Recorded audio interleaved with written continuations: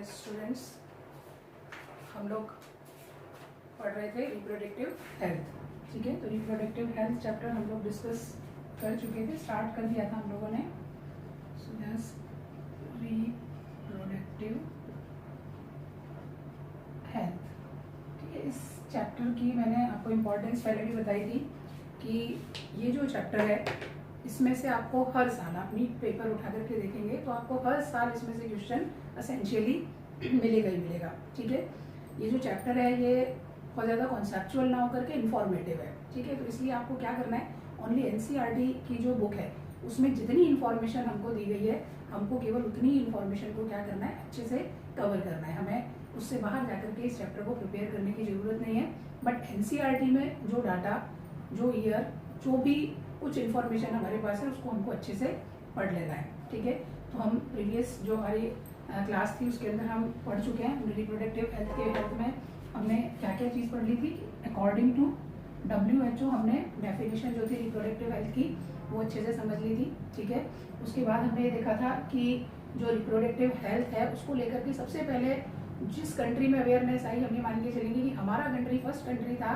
हम ये देखेंगे कि जिसने सबसे पहले इस रिप्रोडक्टिव हेल्थ को एक सोशल इशू के फॉर्म में लिया और उन्होंने अपनी जो प्रोग्राम है उसको लॉन्च किया। 1951 में उन्होंने फैमिली प्लानिंग के नाम से रिप्रोडक्टिव हेल्थ के ऊपर उन्होंने वर्क करना शुरू किया। Then after family planning programme को उन्होंने और एलेबोरेट किया और उसको उन्होंने नाम दिया RCH। ठीक है, रिप्रोडक्टिव चाइल्ड हेल्थ केयर। ठीक है, तो हमको फैमिली प्लानिंग और फैमिली प्लानिंग को एलेबोरेट किया, उसको नाम दिया उन्होंने RCH। ठीक है, इसके बाद हमने आगे जो डिस्कस किया उसके अंदर हमने देखा कि अवेयरनेस के लिए जो हमारी गवर्नमेंट है और हमारी नॉन गवर्निंग एजेंसीज हैं, NGOs वगैरह ने मिलकर के काफ़ी सारे ऑडियो विजुअल से, प्रिंट मीडिया से अवेयरनेस जो थी वो देनी शुरू की। साथ ही साथ उन्होंने सेक्स एजुकेशन के ऊपर भी कि सेक्स एजुकेशन जो है वो भी एक एज में, पर्टिकुलर एज पर बच्चों को मिलनी चाहिए। जो एडोलसेंस एज के बच्चे हैं उनको ये एजुकेशन भी मिलनी चाहिए। तो ये जो चैप्टर है आपका, इसको इंक्लूड करने का भी मकसद यही है कि सही एज पर इस एजुकेशन के बारे में बताया जाए। ठीक है, इसके बाद हमने इस चैप्टर के अंदर एमनियोसेंटेसिस के बारे में भी डिस्कस कर लिया था। एमनियोसेंटेसिस डिस्कस करने के बाद में आगे हम जब बढ़े तो हमने देखा कि पॉपुलेशन स्टेबलाइजेशन और बर्थ कंट्रोल। ठीक है, क्योंकि रिप्रोडक्टिव हेल्थ पर अच्छे से वर्क हो चुका है। इससे तो अब हमको क्या चीज़ सोसाइटी के अंदर दिखाई दे रही है कि रिप्रोडक्टिव हेल्थ पर वर्क होने की वजह से जो मैटरनल मोर्टेलिटी रेट थी और जो इन्फेंट मोर्टेलिटी रेट थी उसमें क्या हुआ, कमी आई। ठीक है, जब तक अवेयरनेस नहीं थी, जब तक रिप्रोडक्टिव हेल्थ इशू पर अवेयरनेस नहीं थी तब तक हम क्या देख रहे थे कि मैटरनल मोर्टेलिटी रेट और IMR बहुत ज़्यादा थी। अगर हम एवरेज हम देखें तो 10 मदर में से करीबन 2 मदर जो थी ड्यूरिंग डिलीवरी डेथ हो जाती थी। इसी तरीके से हम ये लें तो 10 बच्चे पैदा हुए तो उसमें से 2 से 3 बच्चे आफ्टर डिलीवरी बचते ही नहीं थे। ठीक है, तो ये MMR मैटरनल मोर्टेलिटी रेट और IMR इन्फेंट मोर्टेलिटी रेट बहुत ज़्यादा थी। अब क्या हुआ, जब रिप्रोडक्टिव हेल्थ पर वर्क हुआ, रिप्रोडक्टिव हेल्थ के अंदर RCH प्रोग्राम के अंदर दोनों पर वर्क हुआ कि after before delivery, during pregnancy mother की care, after delivery postnatal care बच्चे की केयर, साथ ही मदर की भी केयर। इस सब केयर की वजह से, ठीक है, इस सब केयर की वजह से क्या हुआ, IMR और MMR जो थी वो डिक्रीज होनी शुरू हो गई है। इम्प्रूवमेंट हुआ, MMR कम हुई, IMR कम हुई। और जब IMR और MMR कम हुई और हर जगह मेडिकल फैसिलिटीज़ मिलने लग गई तो क्या हुआ, धीरे धीरे जो हमारी पॉपुलेशन ग्रोथ रेट है वो क्या हुआ, बढ़ने लगी। कुछ सेंसस जब हम चेक करते हैं तो हम देखते हैं कि कुछ ईयर्स के डिकेड्स के अंदर, कुछ डिकेड्स में हम देखते हैं कि बहुत तेज़ी से क्या हुआ, ग्रोथ रेट जो है वो बढ़ी।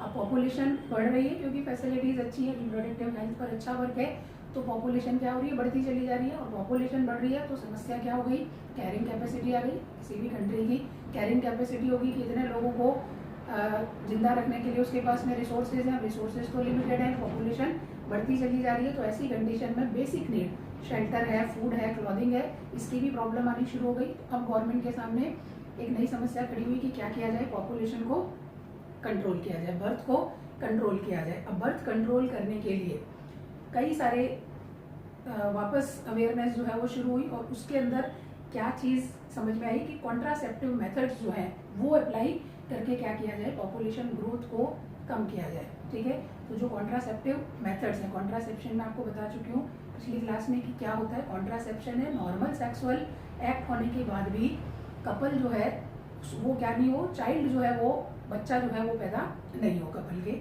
या फीमेल जो है वो प्रेग्नेंट नहीं हो। नॉर्मल सेक्सुअल एक्ट के बाद भी फीमेल प्रेग्नेंट नहीं हो यानी प्रेगनेंसी अवॉइड हो जाए, उसके लिए जो मेथड्स अप्लाई किए जाएंगे उनको हम बोलेंगे कॉन्ट्रासेप्टिव मेथड्स। तो कई सारे कॉन्ट्रासेप्टिव मेथड्स जो हैं वो सामने आए और उन मेथड्स के अंदर जो सुटेबल मेथड्स, जिस कपल के लिए जो सुटेबल मेथड है उसको समझाया गया कपल को कि कौन सा मेथड किस तरीके के कपल के लिए सुटेबल हो सकता है। तो हमारे पास जो मेथड्स, कॉन्ट्रासेप्टिव मेथड्स जो हैं वो सामने आए। वो मेथड्स कौन कौन से कॉन्ट्रासेप्टिव मेथड्स थे, तो हम देखते हैं सबसे पहले नेचुरल और ट्रेडिशनल मेथड, ठीक है। सेकेंड हमारे पास में बेरियर मेथड, ठीक है। थर्ड हमारे पास में आ रहा है आईयूडीज। आईयूडीज का मतलब है इंट्रा यूटेराइन डिवाइसेस, ठीक है, इंट्रा यूटेराइन डिवाइसेस। चौथा ओरल एडमिनिस्ट्रेशन, ठीक है। ओरल एडमिनिस्ट्रेशन में क्या आ जाएंगी, पिल्स वगैरह आ जाएंगी, ठीक है। इसके बाद ओरल एडमिनिस्ट्रेशन के बाद में इम्प्लांट्स, इंजेक्टेबल्स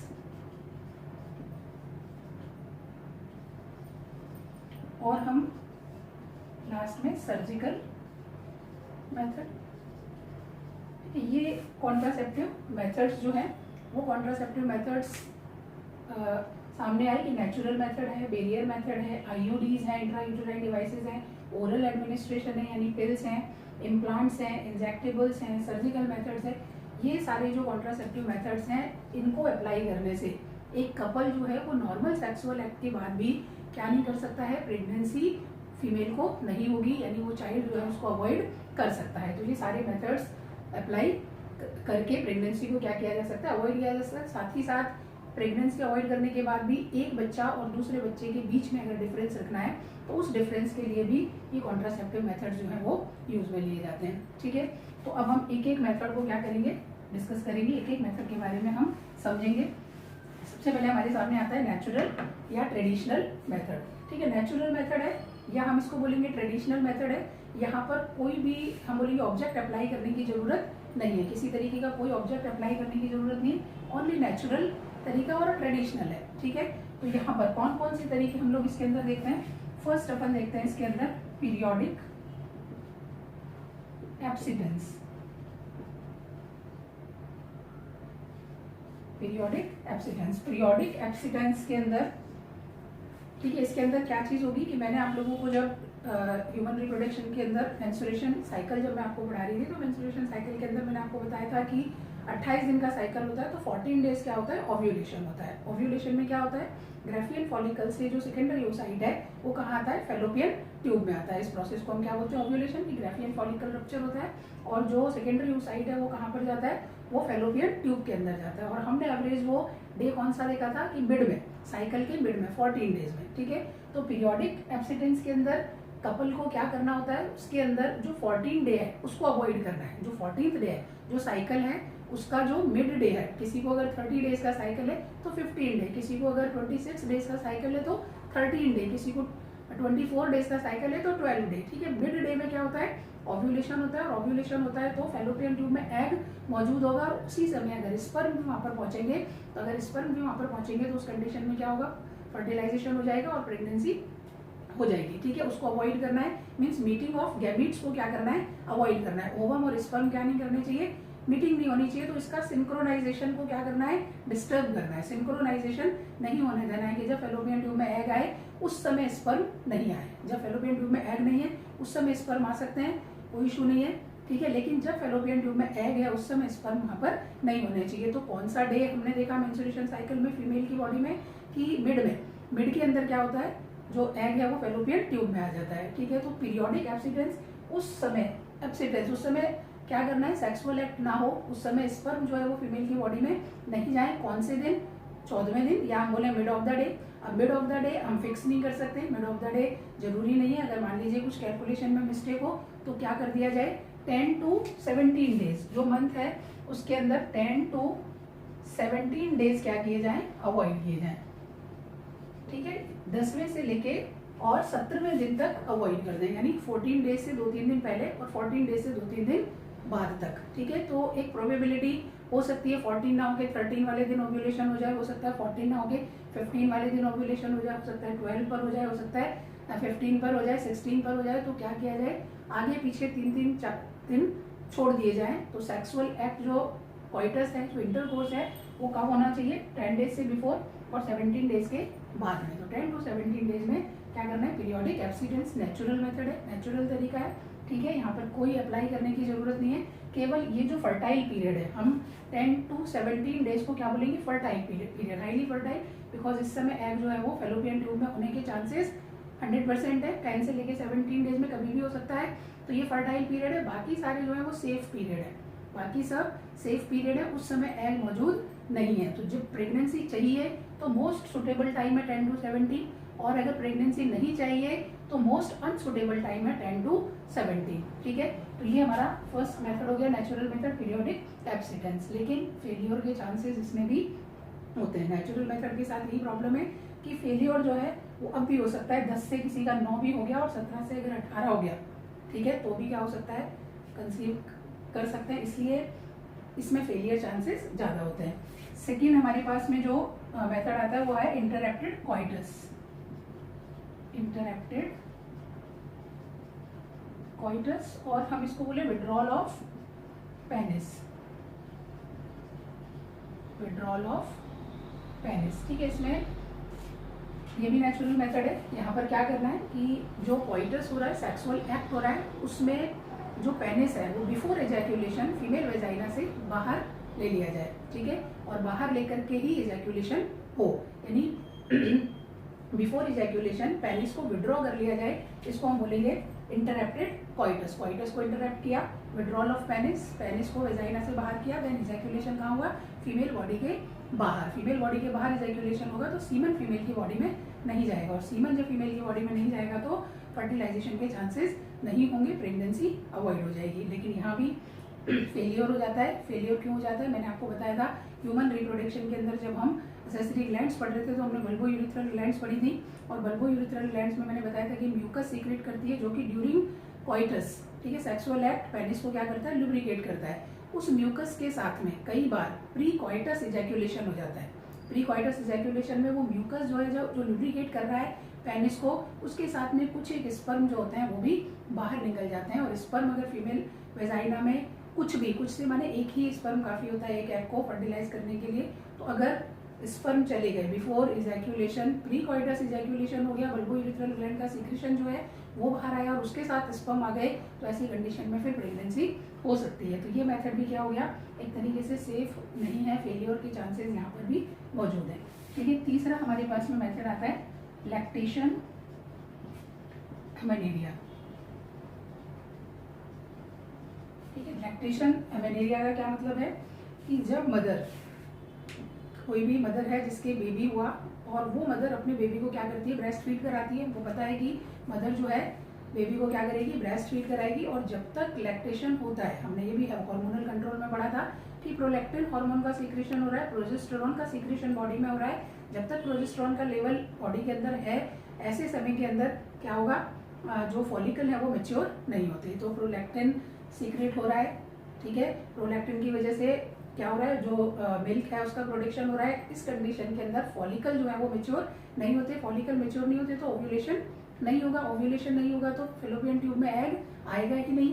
तो करीबन हम देखते हैं कि फीमेल जब बेबी बॉर्न होने के बाद में 4 से 5 महीने तक जब तक वो ब्रेस्ट फीड कराती रहती है, उसको मेंस्ट्रुएशन साइकिल नहीं आता है। मेंस्ट्रुएशन साइकिल नहीं आने के पीछे हार्मोनल कंट्रोल है कि वहाँ प्रोलैक्टिन हार्मोन सीक्रेट हो रहा है, जिसकी वजह से लैक्टेशन हो रहा है, और उसकी वजह से फॉलिकल मैच्योर नहीं हो रहे, तो ओव्यूलेशन नहीं हो रहा। तो ये 5-6 महीने जब मेंस्ट्रुएशन साइकिल ही नहीं है फीमेल की बॉडी में, उस 5-6 महीने के अंदर प्रेगनेंसी नहीं हो सकती। नॉर्मल सेक्सुअल इंटरकोर्स के बावजूद भी वहाँ पर क्या होगा, प्रेगनेंसी नहीं होगी, जो मदर है वो दोबारा कंसीव नहीं करेगी। ठीक है, लेकिन उसमें कंडीशन है कि जो लैक्टेशन है वो इंटेंस होना चाहिए। इंटेंस मतलब मिल्क प्रोडक्शन बहुत ज़्यादा होना चाहिए। मिल्क प्रोडक्शन मदर को ज़्यादा तब होता है जब मदर कंटिन्यू बच्चे को ब्रेस्ट फीड कराती है। बच्चा जो होता है टोटली मदर के मिल्क के ऊपर ही डिपेंड रहता है। कंटिन्यू हर 2 घंटे में मदर अगर बच्चे को दूध पिला रही है और प्रोडक्शन अच्छा हो रहा है, इंटेंस लैक्टेशन हो रहा है, उस कंडीशन के अंदर ओव्यूलेशन नहीं होगा। लेकिन अगर मान लीजिए लैक्टेशन धीरे धीरे कम हो गया, ठीक है, लैक्टेशन कम होने लगा तो हार्मोन सिक्रेशन कम हुआ तो नीचे से फॉलिकल बनने शुरू हो जाएंगे, और फॉलिकल बनना शुरू हो गया तो मदर को नहीं पता होगा कि किस महीने मेंस्ट्रुएशन आ सकती है, और उस ड्यूरेशन के अंदर अगर अनसेफ इंटरकोर्स हुआ, अनसेफ कॉइटस हुआ, तो ऐसी कंडीशन में मदर क्या कर लेती है, कंसीव कर लेती है। तो ये भी एक तरीके से क्या है, बहुत सेफ नहीं है। ये भी हम बोलेंगे कि इसके भी फेलियर के चांसेस जो है वो हाई रिस्क है, फेलियर चांसेस ज़्यादा होते हैं। लेकिन लैक्टेशन एमेनेरिया का मतलब हमें समझ में आना चाहिए कि इंटेंस लैक्टेशन जब होगा तब प्रेगनेंसी अवॉइड हो सकती है। अगर लैक्टेशन कम हो रहा है तो प्रेगनेंसी अवॉइड नहीं हो पाती, क्योंकि फॉलिकल मैच्योर होने शुरू हो जाते हैं। तो ये तीनों मेथड हमने जो देखे वो क्या देखे, नेचुरल मेथड है, ट्रेडिशनल मेथड है, जिसके अंदर किसी तरीके का कोई भी डिवाइस जो है वो कोई किसी तरीके का कोई भी हम बोलेंगे कॉन्ट्रासेप्टिव यूज में नहीं लिया गया। कॉन्ट्रासेप्टिव यूज में नहीं लिया गया तो किसी तरीके का कोई साइड इफेक्ट भी यहाँ पर नहीं होता, लेकिन फेलियर के चांसेस जो होते हैं वो ज़्यादा होते हैं। ठीक है, तो यहाँ पर अभी तक कोई कॉन्ट्रासेप्टिव यूज में नहीं लिया गया इस मेथड के अंदर। अब हम जो आगे के मेथड पढ़ेंगे उनके अंदर क्या होगा, कॉन्ट्रासेप्टिव कोई डिवाइस जो है उसको काम में ली जाएगी। ठीक है, तो नेक्स्ट हमारे पास जो मेथड आता है वो आता है बेरियर मेथड।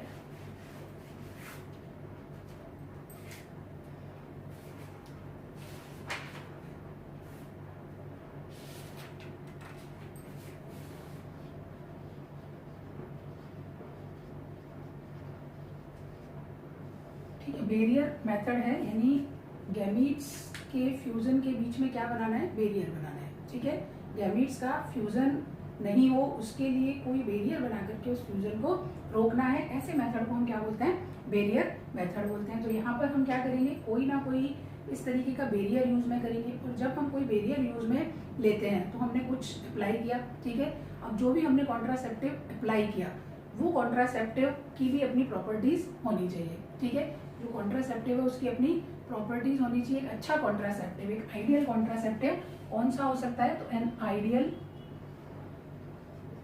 कॉन्ट्रासेप्टिव प्रॉपर्टीज अगर हम देखें कि एक अच्छे कॉन्ट्रासेप्टिव की क्या क्या प्रॉपर्टीज होनी चाहिए। ठीक है, क्योंकि आप कुछ अप्लाई करेंगे, अभी तक नेचुरल मेथड में कुछ भी अप्लाई नहीं किया था, अब हम अप्लाई करने वाली बात कर रहे हैं। तो एक अच्छा कॉन्ट्रासेप्टिव कौन सा होना चाहिए, उसकी क्या प्रॉपर्टीज होनी चाहिए। पहला है यूजर फ्रेंडली होना चाहिए।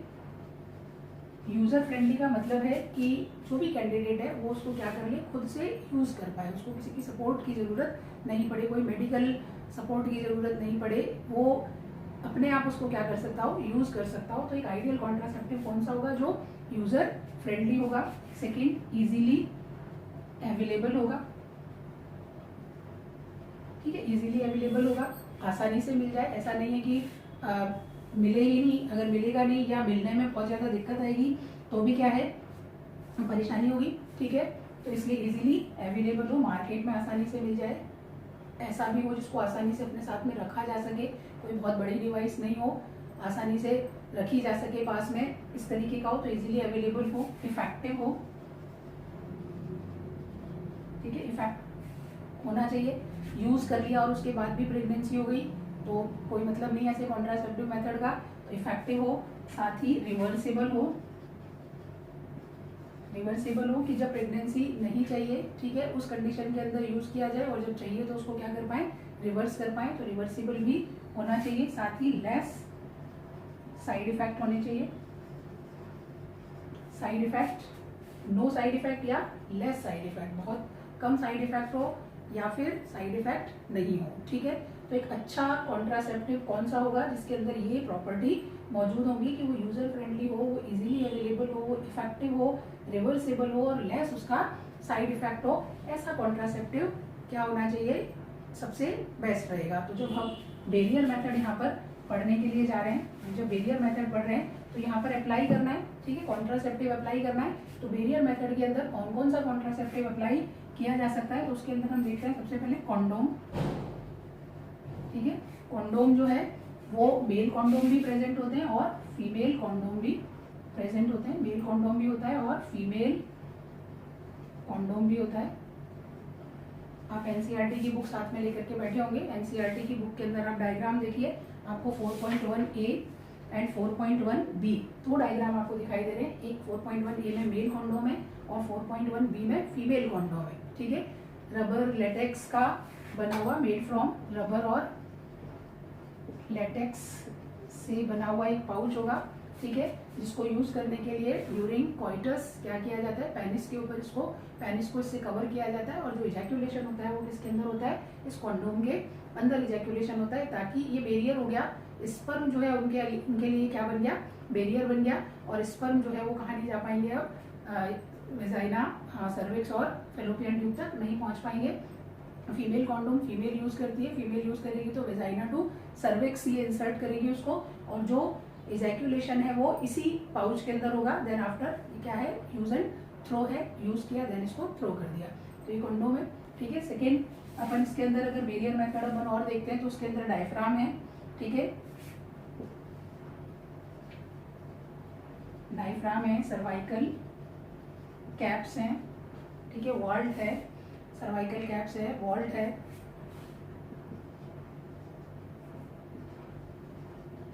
ये सारे जो हम देखते हैं, डायफ्राम हम देख रहे हैं, तो डायफ्राम भी जो फीमेल है वो इसको यूज में लेगी, फीमेल जो है सर्विक्स के ऊपर इसको लगाएगी और सर्विक्स को कवर करने की वजह से जो इजैक्यूलेशन जो सीमन है वो क्या होगा, ऊपर तक नहीं जा पाएगा। सर्वाइकल कैप नाम से ही हमको दिख रहा है कि सर्विक्स के ऊपर कैप लगा दी जाएगी, इंसर्ट की जाएगी थ्रू वेजाइना सर्विक्स कैप, और जो इजैक्यूलेशन होगा, जो सीमन होगा वो यहीं पर रुक जाएगा, ऊपर तक नहीं जा पाएगा। सेम इसी तरीके से वॉल्ट है, उसके अंदर भी जो इजैक्यूलेशन या सीमन जो है वो फीमेल की वेजाइना और सर्विक्स तक ही रुक जाएगा, ऊपर तक नहीं जा पाएगा। ये सारे क्या है, बैरियर मेथड है। ठीक है, बैरियर मेथड में करना क्या है, बैरियर मेथड हम क्यों अप्लाई कर रहे हैं, बैरियर मेथड का मकसद क्या है कि स्पर्म और ओवम की मीटिंग को रोकना, आपस में मीटिंग नहीं होने देना, और मीटिंग के लिए बीच में क्या लगा देना है, बैरियर लगा देना है। ठीक है, तो ये हमारे पास में क्या है, बैरियर मेथड है। ठीक है, अकॉर्डिंग टू एनसीईआरटी अगर हम देखते हैं तो आप यहाँ से देखिए, in barrier methods ovum and sperms are prevented from physically meeting with the help of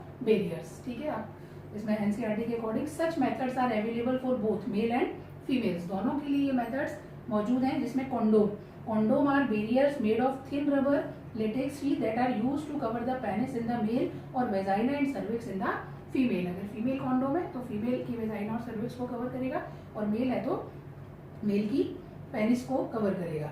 just before coitus so that the ejaculated semen would not enter into the female reproductive tract. This can prevent conception. conception को ही क्या कर देगा, रोक देगा।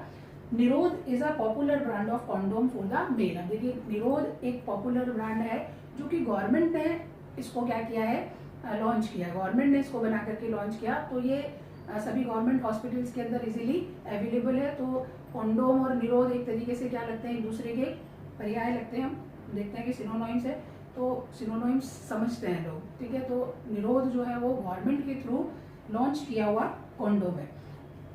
सो निरोध is a popular brand of condom for the male. Use of condom has increased in recent years due to its additional benefit of protecting the user from contracting STDs and AIDS. ठीक है, इसके barrier method की वजह से, barrier method में condom जो है उसकी वजह से एक बेनिफिट और है कि इसके अंदर एड्स और एसटीडी जो सेक्सुअली ट्रांसमिटेड डिजीज है, सेक्सुअली ट्रांसमिटेड डिजीज क्या होती है, फ्लूइड जब कांटेक्ट में आता है बॉडी का तब ये डिजीज जो है स्प्रेड करती है एक से दूसरे को। तो ऐसी कंडीशन में जब फ्लूइड डाला जाता है, मेल फ्लूइड जब फीमेल की बॉडी में जाएगा तो एसटीडी सेक्सुअली ट्रांसमिटेड डिजीज होने के चांसेस होती ही इसी तरीके से है ये। ठीक है, तो ऐसी कंडीशन में जब बैरियर मेथड होगा तो उसमें फ्लूइड जो है वो कांटेक्ट में नहीं आ पाता, तो एड्स जैसी बड़ी बीमारी को रोकने का तरीका और अदर एसटीडीज जो सेक्सुअली ट्रांसमिटेड डिजीज है उनसे बचने के तरीके के अंदर सबसे बेस्ट जो मेथड है वो कॉन्डोम है। तो एक तरफ प्रेगनेंसी अवॉइड होती है, दूसरी तरफ इन डिजीज से भी प्रोटेक्शन मिलता है। ठीक है, तो ये लाइन आपके, this can prevent concept STD and AIDS, both the male and the female condom are disposable, दोनों ही डिस्पोजेबल है, मैंने आपको बताया, use and throw, can be self inserted, अपने आप इंसर्ट किए जा सकते हैं, and thereby gives privacy to the user. तो हमने जो आइडियल कॉन्ट्रासेप्टिव के हमने जो भी पैरामीटर्स देखे थे, जो प्रॉपर्टीज देखी थी कि यूजर फ्रेंडली होना चाहिए, ठीक है, इजीली अवेलेबल होना चाहिए, साथ ही रिवर्सेबल भी होना चाहिए, जो है वो सब हमको इसके अंदर देखने को मिल रहा है कि ये यूजर फ्रेंडली भी है, इजीली अवेलेबल भी है, प्राइवेसी भी है इसके साथ में। अदर जो हमने बैरियर देखी उसके अंदर डायफ्राम देखा हमने, सर्वाइकल कैप्स देखी हमने, वॉल्ट्स देखी, ये सब भी बेरियर है made of rubber that are inserted into the female reproductive tract. अब तीनों फीमेल रिप्रोडक्टिव ट्रैक में जाते हैं। यहाँ मेल नहीं है, मेल डायफ्राम नहीं है, मेल सर्वाइकल कैप्स तो हो ही नहीं सकती, मेल वॉल्स नहीं है, ये सब किसके लिए है? फीमेल के लिए। मेल के लिए ओनली बेरियर मेथड में कौन था? कॉन्डोम था, वो भी फीमेल के लिए मौजूद था। Cover the cervix during coitus, they prevent conception by blocking the entry of sperms through the cervix, they are reusable. ठीक है, रीयूजेबल भी बताया मैंने आपको कि जो कॉन्डोम है वो रीयूजेबल नहीं है, बट जो डायफ्राम है या जो सर्वाइकल कैप्स हैं और वॉल्स हैं ये रीयूजेबल है। ठीक है, ये सब रीयूजेबल है, एक बार यूज में लेने के बाद में वॉश करके वापस इनको यूज में लिया जा सकता है। ठीक है, तो ये जो कॉन्डोम है ये यूज एंड थ्रो है। ठीक है, डिस्पोजेबल है, but diaphragm, cervical caps and walls जो हैं वो रीयूजेबल है। यहाँ पर आपको ट्रू और फॉल्स स्टेटमेंट में यहाँ से आपको क्वेश्चन बन सकता है। ठीक है, ये डिस्पोजेबल है बट ये डिस्पोजेबल नहीं है, ये रीयूजेबल है। इसके अलावा अपने पास में spermicidal creams, jellies and forms जो हैं वो इनके साथ में यूज किए जाते हैं। ये तीनों जो हैं वो किसके साथ में? अलॉन्ग विथ, ये ध्यान रखना, along with spermicidal cream, spermicidal cream, jelly, form. ठीक है, पहले वेजाइना में अप्लाई किया जाएगा स्पर्मिसाइडल क्रीम या जेली या फॉर्म, देन आफ्टर इनको क्या किया जाएगा? इंसर्ट किया जाएगा। तो ये साथ में अलॉन्ग विथ डायफ्राम यूज में है तो साथ में ये क्रीम भी यूज में ली जाती है। सर्वाइकल कैप्स यूज में लेना है तो ये क्रीम और जेली और फॉर्म यूज में लिया जाता है। वॉल्स यूज में लेना है तो ये यूज में लिया जाता है। ये जो क्रीम होती है ये स्पर्म को क्या करती है? एक तरीके से डिस्ट्रॉय करने का काम करती है। केमिकल है इसके अंदर और ये केमिकल स्पर्म को डिस्ट्रॉय करता है। Spermicidal creams, jellies and forms are usually used along with these barriers to increase their contraceptive efficiency. इनकी efficiency को बढ़ाने के लिए ये चीज़ें और साथ में यूज में ली जाती हैं। ठीक है, तो हम नेक्स्ट वीडियो के अंदर आगे हम दूसरा method IUD intra uterine device जो है उसको डिस्कस करेंगे।